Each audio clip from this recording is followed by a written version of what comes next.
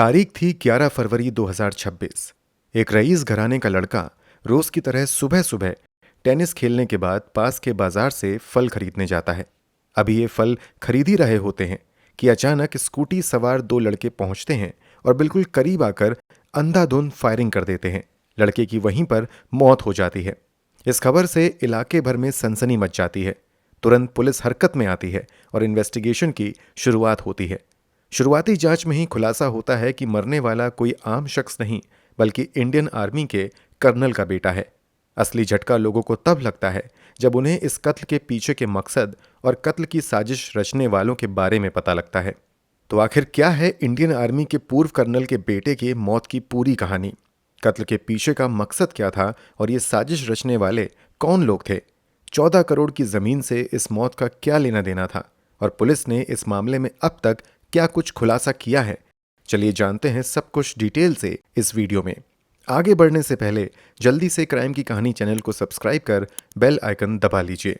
जैसा कि हमने बताया, यह घटना 11 फरवरी 2026 की है। सुबह के लगभग 10:30 बज रहे थे। देहरादून के मशहूर परेड ग्राउंड के पास स्थित तिब्बती मार्केट के बाहर सड़कों पर रोज की तरह लोगों की भीड़ लगनी शुरू हो गई थी। सभी अपनी जरूरत की चीज खरीदने में बिजी थे। तिब्बती मार्केट के एंट्री गेट के ठीक बाहर कुछ फल वाले भी अपनी दुकान सजाए बैठे थे। एक युवक इन्हीं फल वालों के पास आता है और फल खरीदने के बारे में बातचीत करने लगता है। अभी ये फल वालों को अपने पसंद की फल तौलने के लिए कह ही रहा होता है कि अचानक पीछे से दो लड़के आते हैं और फल खरीद रहे युवक पर ताबड़तोड़ गोलियां बरसाना शुरू कर देते हैं। गोलियों की तड़तड़ाहट सुनकर भीड़ भाड़ वाले बाजार में अचानक अफरा तफरी मच जाती है। दुकान के शटर बंद होने लगते हैं और लोग इधर उधर भागने लगते हैं। इसी अफरा तफरी का मौका उठाकर गोली चलाने वाले दोनों युवक अपना काम खत्म करने के बाद तुरंत उसी स्कूटी से वापस भाग जाते हैं। थोड़ी देर के सन्नाटे के बाद कुछ लोग हिम्मत करके खून में डूबे युवक के पास आते हैं और उसे उठाने की कोशिश करते हैं, लेकिन तब तक बहुत देर हो चुकी होती है। जिस जगह पर गोलीबारी की यह घटना हुई थी, वहां से पुलिस हेडक्वार्टर की दूरी सिर्फ 600 मीटर तथा एसएसपी ऑफिस की दूरी 1 किलोमीटर थी। पास में ही डालनवाला पुलिस स्टेशन भी था। चंद मिनट में ही पुलिस वालों को भी इस गोलीबारी की खबर लग जाती है और पुलिस की एक टीम भागते हुए मौके पर आती है। सबसे पहले सड़क पर पड़े युवक को उठाने की कोशिश की जाती है, लेकिन वहीं पर कन्फर्म हो जाता है कि युवक की मौत हो गई है। अब तक यहाँ पर कुछ और लोग जमा हो जाते हैं। उनमें से कुछ लोग खून में डूबे युवक को तुरंत पहचान लेते हैं। वो कहते हैं कि इनका नाम अर्जुन शर्मा है। अर्जुन शर्मा इस इलाके के एक जाने पहचाने नाम थे। उनकी उम्र यही 40 से 42 साल के आसपास थी। ये देहरादून के आईटीबीपी सीमा द्वार इलाके के करीब मौजूद इंदिरा नगर कॉलोनी में रहते थे। उनकी सबसे बड़ी पहचान उनके पिता से थी। दरअसल अर्जुन शर्मा के पिता रमेश चंद्र शर्मा इंडियन आर्मी में कर्नल के पद पर रहे थे। क्योंकि रमेश शर्मा बहुत ही सम्मानित पोस्ट पर रहे थे और इन्होंने भारतीय सेना में रहते हुए लगातार देश सेवा की थी, इसलिए रिटायरमेंट के बाद राज्य सरकार की ओर से डिफेंस कोटा स्कीम के तहत परिवार को गैस एजेंसी खोलने का ऑफर दिया जाता है। इसी के बाद इन्हें भारत पेट्रोलियम की फ्रेंचाइजी मिल जाती है और फिर ये परिवार देहरादून के मशहूर जीएमएस रोड पर अमरदीप गैस एजेंसी नाम से अपना बिजनेस शुरू करते हैं। इस गैस एजेंसी के कर्ता धर्ता अर्जुन शर्मा ही थे। गैस एजेंसी चलाने की वजह से इलाके में उनकी काफ़ी पहचान थी।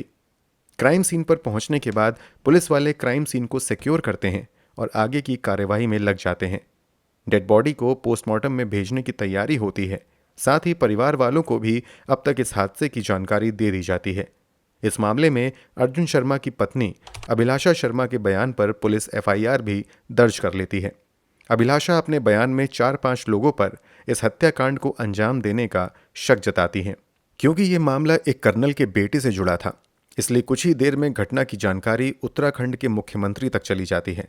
वो तत्काल इस मामले में राज्य के आला पुलिस अधिकारियों से बात करते हैं और जल्द से जल्द अपराधियों को पकड़ने का निर्देश देते हैं। पुलिस भी इस मामले में तेजी से अपनी कार्यवाही आगे बढ़ाते हुए अपराधियों की पहचान करने में लग जाती है। साथ ही अपराधियों को देहरादून शहर से भागने से रोकने के लिए शहर के बाहर जाने वाली हर एक सड़क पर नाकेबंदी कर दी जाती है। इसके अलावा पुलिस अपनी इंटेलिजेंस को भी अपराधियों की धरपकड़ करने में लगा देती है। सीसीटीवी फुटेज और इंटेलिजेंस इनपुट के जरिए पुलिस वालों को इस वारदात को अंजाम देने वाले दोनों अपराधियों के बारे में पता चल जाता है और फिर उसी आधार पर पुलिस दबिश देना शुरू कर देती है। पुलिस को अपने खबरियों से जानकारी मिलती है कि इस घटना को अंजाम देने वाले एक संदिग्ध को रायपुर के लाडपुर फॉरेस्ट एरिया में देखा गया है। जानकारी मिलते ही 11 और 12 फरवरी की दरमियानी रात को पुलिस की कई टीम इसी इलाके में आकर दबिश देती है। जब पुलिस वाले संभावित अपराधी के बेहद करीब पहुंच जाते हैं तब वो अपने बचाव में पुलिस की तरफ फायरिंग करता है। पुलिस भी सेल्फ डिफेंस में फायरिंग करती है जो अपराधी के पैर में जाकर लगती है। वो नहीं भाग पाता है और पुलिस उसे गिरफ्तार कर लेती है। इसकी पहचान पंकज राणा के तौर पर होती है। पंकज राणा पहले तो किसी भी तरीके से हत्याकांड में शामिल होने से मना करता है, लेकिन सीसीटीवी फुटेज और दूसरे एविडेंस के आधार पर पंकज राणा का झूठ पकड़ा जाता है। फिर इसी के बयान और निशानदेही पर इस घटना में शामिल दूसरे अपराधी की भी तलाश शुरू हो जाती है। पुलिस वालों को दूसरे आरोपी को भी पकड़ने में कामयाबी मिल जाती है। ये भी पुलिस को देखकर भागने की कोशिश करता है, पुलिस पर गोली चलाता है। जवाबी गोलीबारी में इस दूसरे अपराधी को भी पैर में गोली लगती है और इसे भी पुलिस गिरफ्तार कर लेती है। इसकी पहचान राजीव उर्फ राजू राणा के तौर पर होती है। ये पंकज राणा का सगा भाई ही निकलता है, यानी इस हत्याकांड को 2 सगे भाइयों ने मिलकर अंजाम दिया था। पुलिस को दोनों ही अपराधियों के पास से वारदात में इस्तेमाल की गई देसी तमंचे और गोलियां मिलती हैं। दोनों ही आरोपियों को अपने गिरफ्त में लेने के बाद पुलिस वाले दोनों को ही इलाज के लिए अस्पताल में भर्ती करते हैं, क्योंकि इन दोनों को ही पैर में गोली लगी थी। फिर अस्पताल से छुट्टी के बाद उनसे पूछताछ शुरू करते हैं ताकि हत्याकांड को अंजाम देने के असल कारणों का पता लगाया जा सके। पूछताछ के दौरान दोनों ही आरोपी इस मामले में अपना हाथ होने से इनकार करते रहते हैं, लेकिन वो ज़्यादा देर तक पुलिस को अंधेरे में नहीं रख पाते हैं और आखिरकार सच स्वीकार करते हुए खुलासा करते हैं कि दरअसल अर्जुन शर्मा को खत्म करने के लिए इन दोनों भाइयों को 12 लाख रुपए की सुपारी मिली थी, जिसमें से उन्हें 3 लाख एडवांस भी मिल गए थे। जब पुलिस एडवांस देने वाले व्यक्ति के बारे में इन लोगों से पूछते हैं तो यहाँ पर ये लोग विनोद उनियाल नाम के व्यक्ति का नाम लेते हैं। इस घटना का मुख्य हमलावर पंकज राणा पुलिस वालों को बताता है कि दरअसल वो विनोद उनियाल के यहाँ कई साल से ड्राइवर के तौर पर काम कर रहा है। पंकज राणा के मुताबिक विनोद उनियाल एक दिन उससे कहता है कि तुम्हें एक व्यक्ति को खत्म करना है, अगर ये काम अच्छे से कर लोगे तो तुम्हें मोटी कीमत मिलेगी। पहले तो पंकज राणा इस काम के लिए मना करता है, लेकिन मोटी रकम के लालच में आकर ये काम करने के लिए रेडी हो जाता है। इस काम में पंकज अपने सगे भाई राजीव उर्फ राजू राणा को भी शामिल कर लेता है। राजीव पर वर्षों पहले अपने सौतेले पिता की हत्या का इल्जाम था। वो काफी समय तक जेल में भी रहा था। आगे की पूछताछ के दौरान दोनों ही हमलावर और 3-4 लोगों के नाम पुलिस वालों के सामने खोलते हैं जिन्होंने इस हत्याकांड को अंजाम देने में उनकी मदद की थी। ये वही नाम थे जिन पर अर्जुन शर्मा की पत्नी अभिलाषा ने भी शक जताया था। ये नाम थे बीना शर्मा, डॉक्टर अजय खन्ना, संगीता उनियाल और विनोद उनियाल। इन सभी नाम में पुलिस वालों के लिए सबसे चौंकाने वाला नाम बीना शर्मा का था। बीना शर्मा कोई और नहीं बल्कि मारे गए अर्जुन शर्मा की सगी माँ थी। मामले में जब अर्जुन की माँ बीना शर्मा का नाम आता है तो सभी हैरान रह जाते हैं और समझने की कोशिश करने लगते हैं कि आखिर एक माँ पर अपने बेटे की हत्या का आरोप क्यों लग रहा है। पुलिस पुराने केस फाइल्स को पलटना शुरू करती है और वहां से उन्हें कुछ ऐसे सबूत मिलने शुरू होते हैं जिससे पता चलता है कि दुनिया की नज़रों में तो अर्जुन और बीना शर्मा माँ बेटे हैं, लेकिन वास्तव में इन दोनों के बीच लंबे समय से कई बातों को लेकर संघर्ष चल रहा है। कई बार मामला अदालत तक भी गया है। जांच के दौरान पता चलता है कि पहली बार 2023 में बीना शर्मा ने राजपुर पुलिस स्टेशन में जाकर अपने बेटे तथा उसकी पत्नी अभिलाषा तथा उनके एक सहयोगी सुरेंद्र सिंह चौहान के खिलाफ धोखाधड़ी और फर्जीवाड़े का केस दर्ज करवाया था। 2023 में दर्ज एफआईआर में बीना शर्मा आरोप लगाती हैं कि एक बिजनेस के सिलसिले में किसी ने उन्हें 6 लाख के 3 चेक दिए थे और ये चेक अर्जुन चुपके से चुरा लेते हैं और लिखावट में हेरफेर करते हुए 6 को 96 लाख में बदल देते हैं और पैसा निकालने की कोशिश करते हैं। हालांकि एफआईआर दर्ज होने के बाद ये लोग पैसे नहीं निकाल पाते हैं। इस बीच प्राइवेट हैंडराइटिंग एक्सपर्ट भी अपनी रिपोर्ट में दावा करते हैं कि चेक में जानबूझकर बदलाव किया गया है। इस मामले में अर्जुन और उनकी पत्नी अभिलाषा पर गिरफ्तारी की तलवार लटकने लगती है। जल्दबाजी में ये लोग उत्तराखंड हाईकोर्ट से एंटीसिपेटरी बेल हासिल कर लेते हैं। इस तरह उनकी गिरफ्तारी टल जाती है। ये लोग पैसा भी नहीं निकाल पाते हैं। माँ बेटे के बीच एफआईआर का खेल यहीं नहीं रुकता है, बल्कि 2024 में बीना शर्मा एक बार फिर से पुलिस स्टेशन जाकर अपने बेटे के खिलाफ फिजिकल असॉल्ट की रिपोर्ट दर्ज करवाती हैं। अगले ही साल यानी 2025 में अर्जुन शर्मा अपनी मां के खिलाफ cheating and criminal breach of trust का मामला दर्ज करवा देता है। इसके तुरंत बाद एक बार फिर से बीना शर्मा उत्तराखंड हाईकोर्ट की शरण में जाती हैं। वहां अपने बेटे के खिलाफ शिकायत दर्ज करवाते हुए कहती हैं कि उनको अपने बेटे अर्जुन शर्मा से जीवन का खतरा है, इसलिए उन्हें पुलिस सुरक्षा मुहैया करवाई जाए। फिर इसके बाद अदालत के आदेश पर बीना शर्मा को एक महिला पुलिस अधिकारी सुरक्षा के लिए दी जाती है। 2025 में ही अर्जुन शर्मा पर विनोद उनियाल नाम का एक व्यक्ति एक बार फिर से चेक चोरी का आरोप लगाते हुए मामला दर्ज करवाता है। हालांकि इस बार पुलिस को अर्जुन शर्मा के खिलाफ कोई ठोस सबूत नहीं मिलते हैं और अर्जुन को निर्दोष करार देते हुए मामला बंद कर दिया जाता है।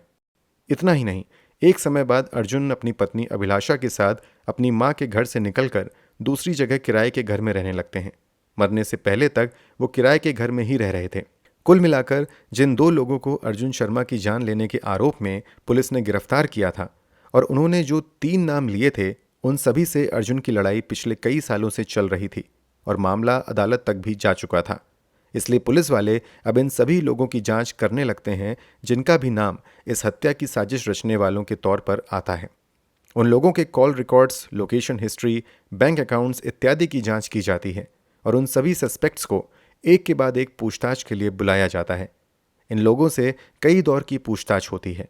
पूछताछ के बाद पुलिस वाले अर्जुन शर्मा की मौत के सिलसिले में बेहद ही हैरान कर देने वाला खुलासा करते हैं। पुलिस की ओर से किए गए खुलासे के मुताबिक दरअसल ये हत्या 14 करोड़ के एक जमीन के लिए की गई थी। दरअसल इस परिवार की एक महंगी जमीन जीएमएस रोड पर बेहद ही प्राइम लोकेशन पर थी, जिसकी कीमत करोड़ों में थी। बीना शर्मा इसी जमीन को बेचना चाहती थी, लेकिन अर्जुन इस जमीन को किसी भी कीमत पर बेचने के लिए तैयार नहीं हो रहा था। एक बार अर्जुन की मर्जी के बिना चुपचाप उसकी मां इस जमीन की डील 14 करोड़ में शहर के मशहूर डॉक्टर अजय खन्ना से कर लेती हैं। एडवांस के तौर पर डॉक्टर अजय खन्ना 8 करोड़ रुपए बीना शर्मा के करीबी विनोद उनियाल के अकाउंट में ट्रांसफर भी कर देते हैं। जैसे ही जमीन बेचने की जानकारी अर्जुन शर्मा को होती है, वो अदालत का रुख करते हैं और दावा करते हैं कि ये जमीन उनके स्वर्गीय पिता ने खरीदी थी, इसलिए इस जमीन पर अर्जुन शर्मा का भी हक है और बिना उसकी मर्जी के ये जमीन नहीं बेची जा सकती है। अदालत अर्जुन शर्मा की अपील पर एक स्टे ऑर्डर जारी करता है और उस जमीन की खरीद बिक्री पर रोक लगा दी जाती है। समय बीतता जाता है, लेकिन माँ बेटे के बीच की लड़ाई नहीं थम पाती है। इस कारण डॉक्टर अजय खन्ना को जमीन पर कब्जा करने का मौका भी नहीं मिल पाता है। जमीन पर कब्जे में हो रही देरी के कारण अजय खन्ना बीना शर्मा से कहते हैं कि अगर आप हमें जमीन नहीं दे सकते हैं तो मेरे पैसे वापस कर दीजिए। बीना शर्मा पैसे वापस नहीं कर पाती हैं। इसी के बाद एक खौफनाक प्लान की तैयारी शुरू हो जाती है। इसी जमीन के सिलसिले में बीना शर्मा, डॉक्टर अजय खन्ना तथा विनोद उनियाल आपस में बात करते हैं। इसी बातचीत के दौरान तय किया जाता है कि अगर बीच से अर्जुन शर्मा को हटा दिया जाए तो जमीन की बिक्री आसानी से की जा सकती है। बीना शर्मा अपने बेटे की हत्या के लिए कथित तौर पर राजी हो जाती हैं। हत्यारे के प्रबंध की जिम्मेदारी विनोद उनियाल अपने ऊपर लेता है और इसी के बाद वो अपने ड्राइवर पंकज राणा को 12 लाख रुपए ऑफर करता है। वो इस हत्याकांड को अंजाम देने के लिए रेडी हो जाता है। पुलिस के दावों के अनुसार पंकज हत्या के लिए तैयार तो हो जाता है, लेकिन उसे कई दिनों तक इस कांड को अंजाम देने के लिए सही मौका और जगह नहीं मिल पाती है। इस कारण वो काम करने से पीछे हटने लगता है। इसी बीच बीना शर्मा आगे आती हैं और वो कहती हैं कि मैं तुम्हें अपने बेटे की सटीक जानकारी दिलवाने में मदद कर सकती हूँ। इसके बाद बीना शर्मा अर्जुन की गैस एजेंसी में काम करने वाले मैनेजर विजय जुयाल से बात करती हैं और इसी बातचीत के दौरान अर्जुन के डेली रूटीन को समझने का प्रयास करती हैं। वो विजय के सामने इमोशनल कार्ड खेलते हुए कहती हैं कि मैं अर्जुन की माँ हूँ और मुझे उसकी फिक्र होती रहती है, इसलिए मुझे तुम बता दो कि वो कब क्या करता है, कहाँ जाता है, कैसे दिन भर रहता है। इतना सुनते ही मैनेजर अर्जुन शर्मा की डेली रूटीन बीना शर्मा को बता देता है और बीना शर्मा ये सारी जानकारी सुपारी किलर तक पहुंचा देती हैं। फिर इन्हीं जानकारी के आधार पर अगले कई दिनों तक पंकज और अजय राणा टारगेट अर्जुन का पीछा करते रहते हैं। फाइनली 11 फरवरी 2026 को उन्हें सही मौका मिल जाता है।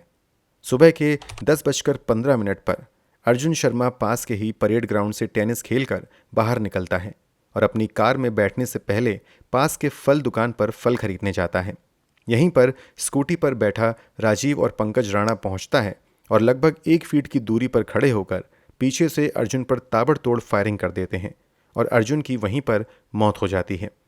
आगे की जांच के तहत पुलिस सभी आरोपियों से जुड़े कॉल डिटेल्स, बैंक ट्रांजैक्शंस और सुपारी के लिए दिए गए एडवांस समेत कई तरह के ज़रूरी सबूत जमा कर लेती है।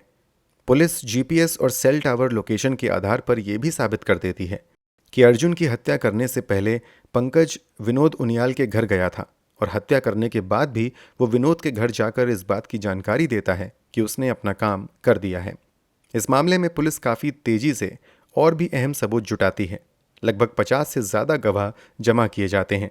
फिर 90 दिन के अंदर अंदर पुलिस इस मामले में एक चार्जशीट अदालत में फाइल कर देती है। इस चार्जशीट में कुल 6 लोगों को अर्जुन शर्मा की हत्या का आरोपी बनाया जाता है।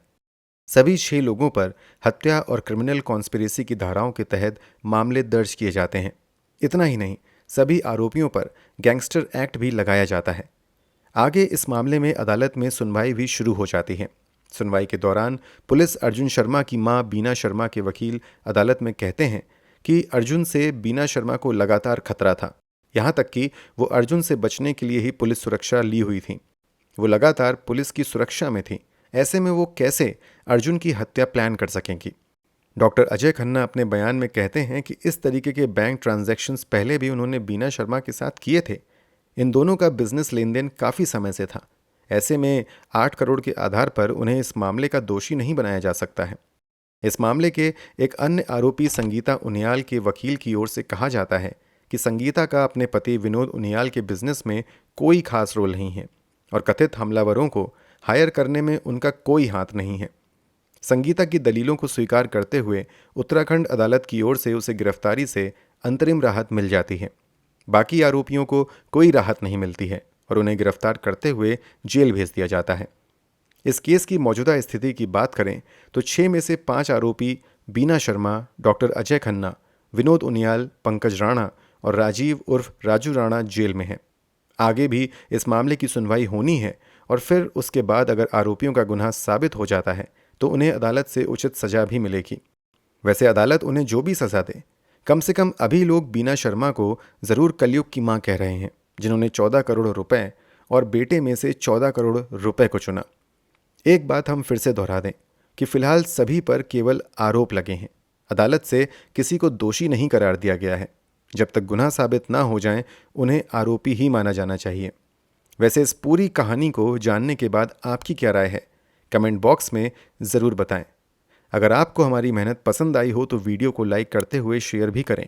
अगर आपने अब तक क्राइम की कहानी चैनल को सब्सक्राइब नहीं किया है तो जल्दी से चैनल सब्सक्राइब कर बेल आइकन भी दबा लें। क्राइम की दुनिया से जुड़ी ऐसी ही कहानियों के लिए हमारे साथ लगातार जुड़े रहें। धन्यवाद।